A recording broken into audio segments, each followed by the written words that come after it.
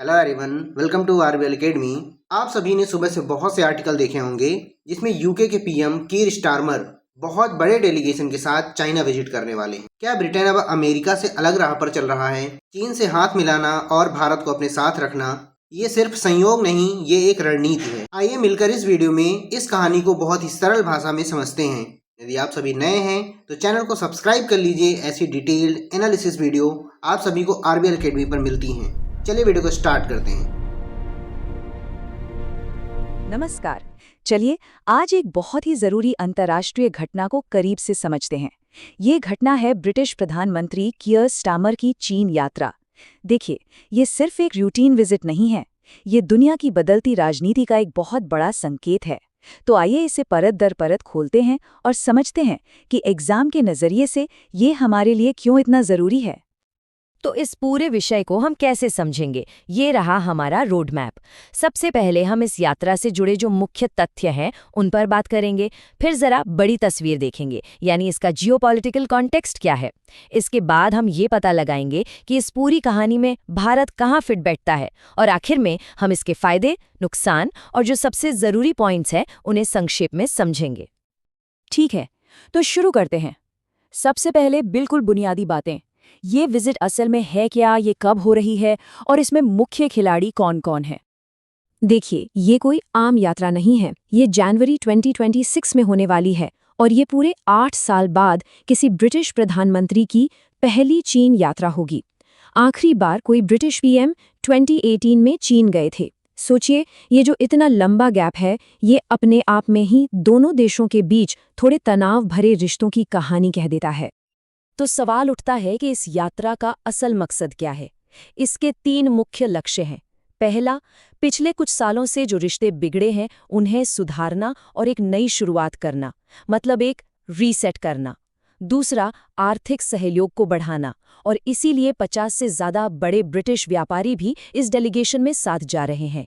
और तीसरा, यूके खुद को एक ऐसे ग्लोबल मीडिएटर के तौर पर स्थापित करना चाहता है जो पश्चिम और पूर्व दोनों के बीच संतुलन बना सके। अब सवाल ये है कि ये सब अभी ही क्यों हो रहा है। इसे समझने के लिए हमें थोड़ा पीछे हटकर पूरी दुनिया की जियोपॉलिटिक्स पर एक नज़र डालनी होगी। चलिए अगले सेक्शन में चलते हैं और देखते हैं कि ये कदम इस बड़ी तस्वीर में कैसे फिट बैठता है। यहाँ एक बहुत ही जरूरी कॉन्सेप्ट सामने आता है, रणनीतिक स्वायत्ता या स्ट्रेटेजिक ऑटोनॉमी। ये शब्द एग्जाम के लिए बहुत महत्वपूर्ण है। इसे ऐसे समझिए कि कोई देश अमेरिका या चीन जैसी बड़ी शक्तियों में से किसी एक की टीम में शामिल होने की बजाय अपने खुद के नियमों से खेलना चाहता है, जो उसके अपने देश के हित में सबसे अच्छा हो। मतलब किसी एक को न चुनकर अपने हितों के आधार पर आज़ादी से काम करना। और ये स्लाइड यूके की इसी कश्मकश को बड़े शानदार ढंग से दिखाती है। एक तरफ है वॉशिंगटन यानी अमेरिका, जो पारंपरिक तौर पर यूके का सुरक्षा सहयोगी रहा है, लेकिन हाल के सालों में व्यापार और वैश्विक मामलों पर दोनों के बीच तनाव भी देखने को मिला है। वहीं दूसरी तरफ है बीजिंग यानी चीन, जो एक बहुत बड़ा इकोनॉमिक पार्टनर है, लेकिन साथ ही जासूसी और साइबर ऑपरेशन जैसी सुरक्षा चिंताएं भी उसी से जुड़ी हैं। और हाँ, पैसे की बात को तो भूल ही नहीं सकते। इस यात्रा के पीछे एक बहुत बड़ा आर्थिक कारण है। यूके और चीन के बीच सालाना व्यापार लगभग 100 बिलियन पाउंड का है। ये इतनी बड़ी रकम है जो साफ बताती है कि ब्रिटेन आर्थिक संबंधों को दोबारा पटरी पर लाने के लिए इतना उत्सुक क्यों है, भले ही सुरक्षा को लेकर चिंताएं अपनी जगह बनी हुई हैं। चलिए अब आते हैं इस पूरे विश्लेषण के सबसे जरूरी हिस्से पर, खास तौर पर हम सबके लिए। इस पूरी कहानी में भारत कहाँ खड़ा है, भारत का नजरिया क्या है और हमारे हित किससे जुड़े हैं। इस पूरे संदर्भ को समझने की जो नींव है वो है भारत और यूके के बीच मजबूत होते रिश्ते। अभी हाल ही में 2025 में दोनों देशों ने एक ऐतिहासिक व्यापक आर्थिक और व्यापार समझौते यानी comprehensive economic and trade agreement, जिसे सीटैक कहते हैं, उस पर दस्तखत किए हैं। ये समझौता दोनों देशों के रिश्तों के लिए एक मजबूत बुनियाद तैयार करता है। और खुद यूके के प्रधानमंत्री कीर स्टारमर भी भारत के साथ संबंधों की अहमियत को कई बार बता चुके हैं। उन्होंने Bharat UK free trade agreement को भविष्य में विकास के लिए एक लॉन्च पैड कहा था। ये एक लाइन ही दिखाती है कि भारत ब्रिटेन की ग्लोबल स्ट्रैटेजी के लिए कितना सेंट्रल है। तो असल सवाल ये है कि यूके की स्ट्रैटेजी में भारत इतना जरूरी क्यों है। ये टेबल इसे 4 पॉइंट्स में एकदम साफ कर देता है। पहला, स्ट्रेटेजिक डाइवर्सिफिकेशन। भारत के साथ साझेदारी से यूके की अमेरिका या चीन पर निर्भरता कम होती है। दूसरा, साझा लोकतांत्रिक मूल्य। ये भारत को सुरक्षा और टेक्नोलॉजी के क्षेत्र में एक भरोसेमंद साथी बनाते हैं। तीसरा, आर्थिक विकास। भारत जिस तेजी से 2028 तक दुनिया की टॉप अर्थव्यवस्था बनने की तरफ बढ़ रहा है, वो एक बहुत बड़ा बाजार है।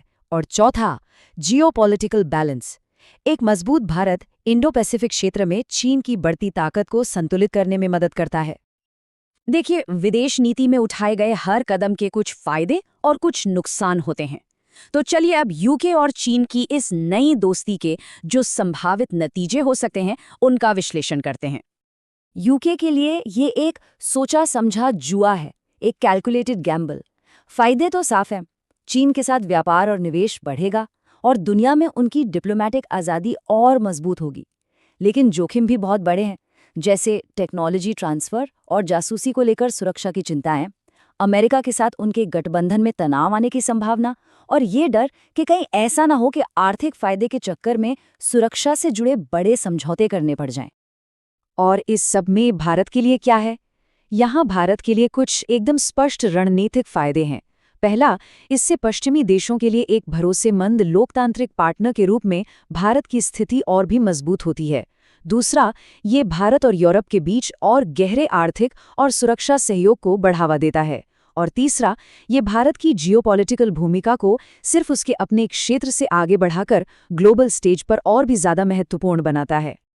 चलिए, अब तक हमने जो भी चर्चा की है उसका सार निकाल लेते हैं। इसे आप एग्जाम के लिए एक क्विक रिवीजन की तरह समझ सकते हैं। तो वो कौन से मुख्य बिंदु हैं जो हमें याद रखने हैं?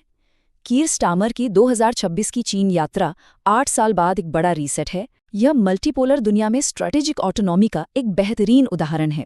यूके अपनी आर्थिक जरूरतों जो चीन से जुड़ी हैं और सुरक्षा गठबंधनों जो अमेरिका से जुड़े हैं, इनके बीच संतुलन बना रहा है। 2025 का भारत यूके सीटा भारत को यूके के लिए एक बहुत अहम पार्टनर बनाता है। भारत को चीन के मुकाबले एक लोकतांत्रिक और आर्थिक काउंटर बैलेंस के रूप में देखा जा रहा है। और आखिर में दुनिया में हो रहा ये बदलाव भारत के रणनीतिक महत्व को और भी ज्यादा बढ़ा देता है। तो इस पूरे विश्लेषण को हम एक विचार करने वाले सवाल के साथ खत्म करते हैं। ये जो दुनिया का पूरा नज़ारा बदल रहा है, इस बदलते हुए वैश्विक परिदृश्य में भारत अपनी स्थिति को और मजबूत करने के लिए आगे क्या कदम उठा सकता है, इस पर जरूर सोचिएगा और कमेंट सेक्शन में जरूर बताइएगा कि भारत को और कौन से कदम उठाने चाहिए। आप सभी अपने विचारों को कमेंट सेक्शन में जरूर लिखा करें, जिससे हमें पता चलता है आप सभी क्या सोचते हैं। यदि आप सभी को वीडियो पसंद आई है तो लाइक करिएगा, चैनल को सब्सक्राइब किए बिना मत जाइए। ऐसे ही detailed analysis video RBL academy पर मिलते रहेंगे। मिलते हैं नेक्स्ट अपडेटेड वीडियो के साथ। जय हिंद, धन्यवाद दोस्तों।